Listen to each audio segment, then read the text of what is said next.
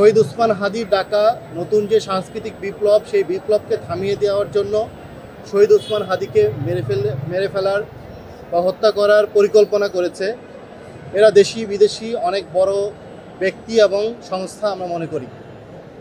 এই কোনো বিষয়টা এই চার্জশিটে নাই। দ্বিতীয় যে বিষয়টা সেটা হলো এই পরিকল্পনা বাস্তবায়নকারী একজন ছিল ফয়সাল। আমাদের দৃঢ় বিশ্বাস যে যেভাবে প্রকাশ্য দিবালোকে হত্যা করা হয়েছে এইটা কোনো স্বাভাবিক ঘটনা না। এটা অনেক বড় একটা সিগনিফিক্যান্ট ঘটনা, যেটা দিয়ে অনেক বড় কিছু মিন করানোর চেষ্টা করা হয়েছে। হাদিকে যারা হত্যা করেছে তারা চাইলে হাদিকে অন্ধকারে বাসায় বা যে কোনো জায়গায় সকলের অজ্ঞাতে হত্যা করতে পারত। কেন প্রকাশ্য দিবালোকে হত্যা করতে হলো?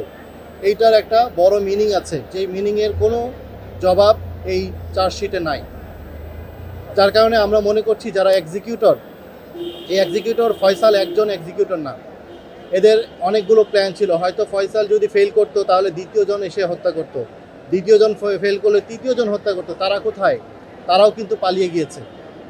এই এক্সিকিউটরদেরকে একজনকে আনা হয়েছে। আর এই এক্সিকিউটরদেরকে যারা সেফ এক্সিট করে দিয়েছে, আপনারা জানেন যে 7-8জন আসামিকে এখন পর্যন্ত গ্রেপ্তারই করে নাই, যারা মূল হত্যার সাথে জড়িত। যাদেরকে গ্রেপ্তার করা হয়েছে তারা শুধুমাত্র তাদেরকে পলায়নের জন্য সহায়তা করেছে। এই পলায়নের সহায়তার সাথে এদের সম্পর্ক কি? এইটা চার্জশিটে এর কোনো জবাব নাই। তাহলে কেন তারা হাদির হত্যাকারীকে দেশ থেকে পালিয়ে যেতে অথবা দেশে গোপন রাখতে সহযোগিতা করলো? এদের সাথে এদের আগে থেকে কি সম্পর্ক? কোনো কিছু এই চার্জশিটে উল্লেখিত নাই। যে ফয়সাল তার ব্যাংক অ্যাকাউন্টে অনেক টাকা লেনদেন হয়েছে, এগুলি কোন সোর্স থেকে এসেছে তার কোনো উল্লেখই নাই। শুধু তার চেক বই এখানে জব্দ করা হয়েছে। এটা দিয়ে কি মিন করে যে এই তদন্তে প্রচণ্ড রকমের অবহেলা ছিল।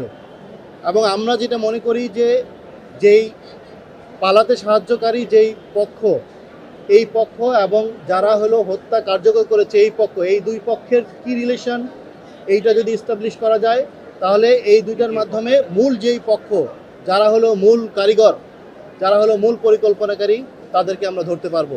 এই পুরো চেইনটাকে এই চার্জশিটে আমরা অনুপস্থিত দেখেছি, যার কারণে আমরা এই নারাজি দিয়েছি। শহীদ ওসমান হাদি সারা জীবন ইনসাফের জন্য লড়াই করেছেন এবং তিনি বারবার বলেছেন আমাকে যদি মেরে ফেলা হয় আমার বিচারটা করিয়েন। আমরা মনে করি তার জন্য ন্যায় বিচার যদি করতে হয় তাহলে এই চার্জশিট ধরে আমরা আগাতে পারবো না। এই চার্জশিট ধরে আগালে আমরা তার প্রতি ন্যায় বিচার দিতে পারবো না। যার কারণে আমরা আজকে একটা নারাজি পিটিশন দিয়েছি অধিকতর তদন্তের জন্য। আচ্ছা, যেই গ্রাউন্ডসে কথাগুলো বলেছেন, আপনারা যেহেতু একটি সংস্থা বাহিনী সেখানে চার্জশিট দিয়েছে আসামি করে, এই চার্জশিট নারাজি দেওয়ার আগে শহীদ ওসমান হাদির পরিবারের কারোর সঙ্গে আপনারা পরামর্শ করেছেন কিনা? তাদের আসলে মেন্টালিটিটা কি, তারা কি চাচ্ছে, এই বিষয়গুলো যদি একটু জাতি জানতে চায়। আমরা আপনারা জানেন যে এটা রাষ্ট্রবাদী হয়ে মামলা করেছে থানায়। রাষ্ট্র এখানে অলরেডি বাদী। ইনফরমেন্ট হিসেবে ইনকিলাব মঞ্চের সদস্য সচিব আব্দুল্লাহ আল জাবের আছেন। এর সাথে আমরা যেটা করেছি যে ইনফরমেন্টকারীর পক্ষে আমরা অ্যাডভোকেট হিসাবে নিযুক্ত হয়ে আমরা কোর্টের পারমিশন নিয়ে রাষ্ট্রপক্ষকে হেল্প করছি।